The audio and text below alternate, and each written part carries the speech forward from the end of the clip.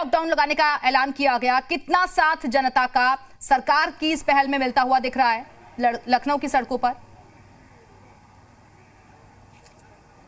देखिए, जनता का साथ मिलता दिख रहा है। तैयारियां पूरी थी, बैरिकेड्स लगाए गए हैं, व्यापारियों ने साथ दिया है पूरी तरीके से। लखनऊ के बाजार और दुकानें सभी पूरी तरीके से बंद हैं, लेकिन लगातार कई इलाकों में ऐसी तस्वीरें सामने आ रही हैं जहां पे कहीं ना कहीं लापरवाही देखी जा सकती है। इस समय हम मौजूद हैं पत्रकार चौराहे पर, जो कि एक व्यस्तम चौराहा लखनऊ राजधानी का है, लेकिन यहाँ पे आप इन तस्वीरों में देख पा रहे होंगे रोज की तरीके जिस तरह से यहाँ पे काम की तलाश में जो मजदूर हैं वो पहुँचते हैं, वो आज भी पहुँचे हुए हैं। और यहाँ पे इस व्यस्तम चौराहे पर कोई इनसे पूछने वाला नहीं है कि लॉकडाउन में वो कहाँ से आए हैं, कहाँ उनको जाना है। वो आराम से इस रोड पे भारी संख्या में आप देख सकते हैं मजदूर पहुँच रहे हैं। और सबसे बड़ी बात है, इन तस्वीरों में हम दिखाना चाहेंगे कि पुलिस चौकी जो है यहाँ पर चौराहे पर ही बनी हुई है, लेकिन यहाँ पे ना ही कोई पुलिसकर्मी है। जो बैरिकेड लगाया गया था उसको तोड़ दिया है राहगीरों ने अपने मन से, और ये पुलिस चौकी जो है वहाँ पे ताला लगा हुआ है। ये चौकी गोमती नगर थाने के अंतर्गत आती है, पत्रकारपुरम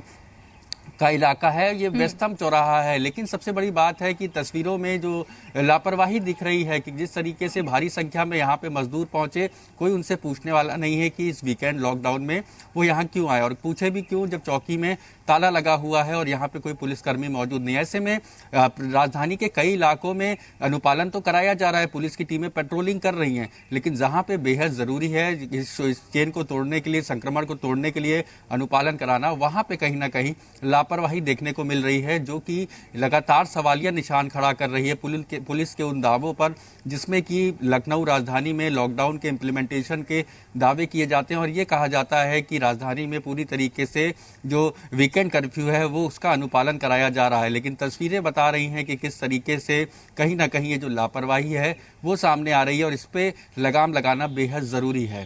तो पत्रकारपुरम का ये इलाका आपको दिखा रहे हैं जहां पर लापरवाही भी नजर आ रही है, क्योंकि चौकी यहाँ मौजूद है लेकिन उसे बंद किया गया है।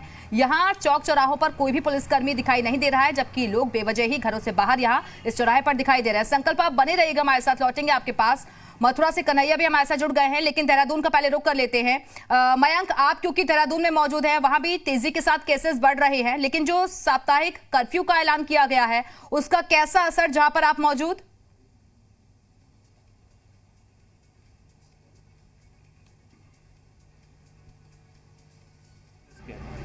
ये बताने के लिए कुछ तस्वीरें मैं आपको दिखाना चाहूँगा कि 7:30 की जो हमारी बुलेटिन थी उसमें भी हमने दिखाया था किस तरह से राजधानी देहरादून में कर्फ्यू नहीं है, कहने को कर्फ्यू है, आदेश शासन की तरफ से जारी हुआ है कल, लेकिन जो अधिकारी हैं, चाहे वो जिला प्रशासन के अधिकारी हों या फिर पुलिस महकमे के अधिकारी हों, उन तक शायद ये आदेश पहुँचा नहीं है।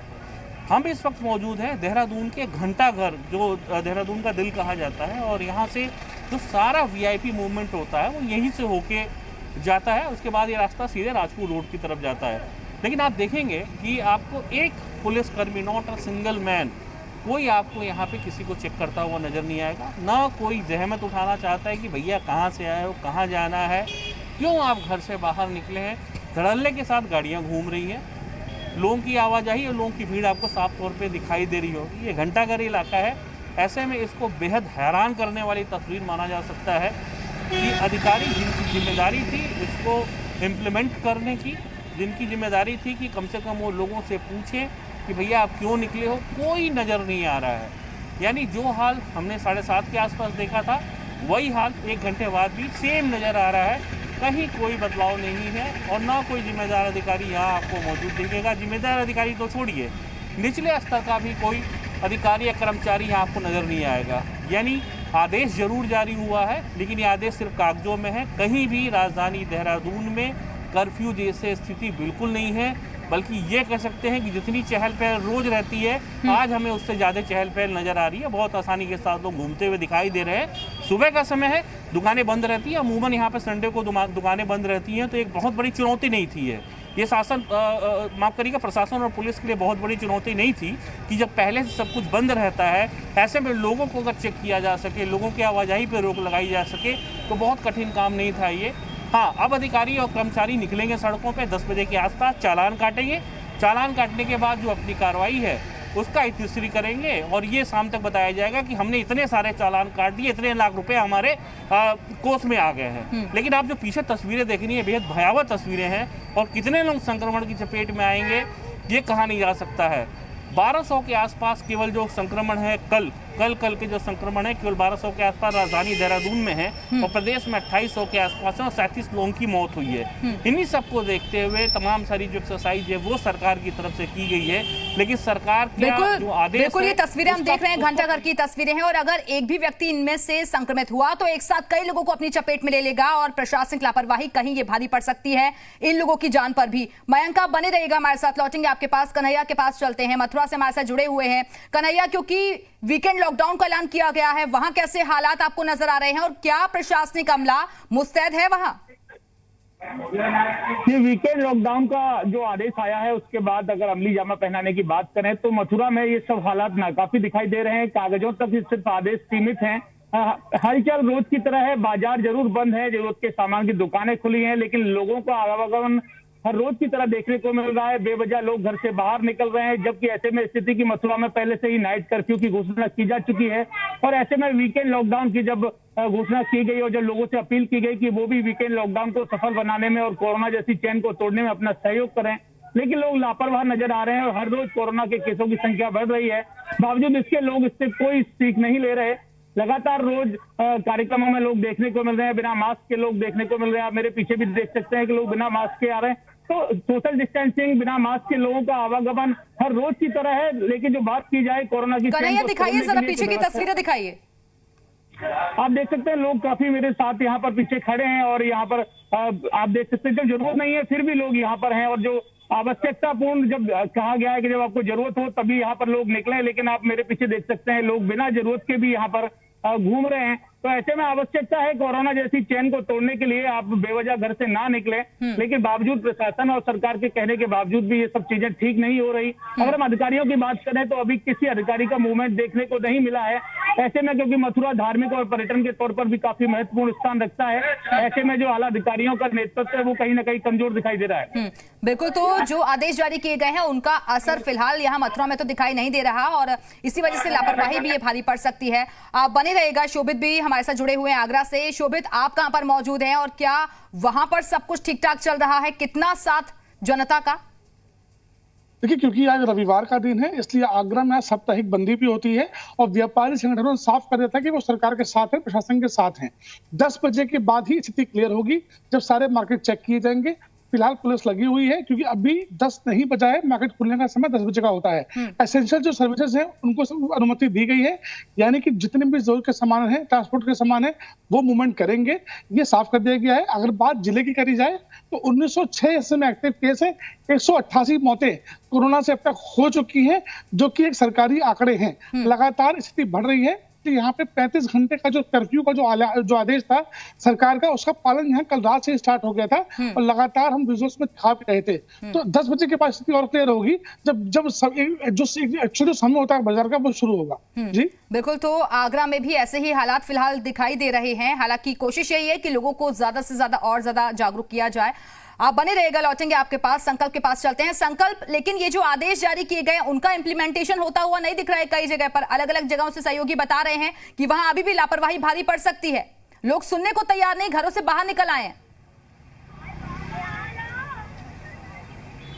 जी देखिए, बिल्कुल मैं आपको बताऊं, ये कहीं ना कहीं जिला प्रशासन का फेलियर है कि हालांकि तैयारियां बताया जा रहा था, जो अधिकारियों को जानकारी दी गई, शासन को जानकारी दी गई, उसके मुताबिक ये बताया जा रहा था तैयारियां पूरी हैं, पर्याप्त हैं और कड़ाई से वीकेंड लॉकडाउन का अनुपालन कराया जाएगा। लेकिन सबसे बड़ी बात यह है कि जिस तरीके से हमारे सभी सहयोगी अलग अलग जिलों से बता रहे हैं कि राजधानी लखनऊ के जो हमने आपको तस्वीरें दिखाई, राजधानी लखनऊ की बात करें या फिर अन्य जिलों की बात करें, तो ये लापरवाही कहीं ना कहीं भारी पड़ सकती है। और साफ तौर पर सबसे बड़ी बात है, मुख्यमंत्री ने पहले ही स्पष्ट कर दिया था कि अगर लॉकडाउन के इंप्लीमेंटेशन में उसको फॉलो अप कराने में कहीं भी किसी प्रकार की कोई लापरवाही मिलती है तो जिला प्रशासन के अधिकारियों की जिम्मेदारी होगी, उनकी जवाबदेही होगी और उन पर सख्त कार्रवाई भी की जाएगी। लेकिन साफ तौर पे जिस तरीके की तस्वीरें हैं, अगर बात की जाए, पब्लिक ट्रांसपोर्टेशन आज पूरी तरह बंद था, लेकिन इन तस्वीरों में आप देख पा रहे होंगे कि चाहे ऑटोज हो, रिक्शा हो, वो सारे ट्रांसपोर्ट के जो साधन हैं वो यहाँ पे खुले हुए हैं। तो ऐसे में लगातार लोग भी जब घर से निकल रहे हैं और उनको साधन मिल रहा है तो वो भी आगे कहीं ना कहीं जाने के लिए उनको जब साधन मिलता है तो वो अपने घरों से निकलते जरूर हैं, क्योंकि लगातार ये अगर बात की जाए कि जागरूकता फैलाने की भी जो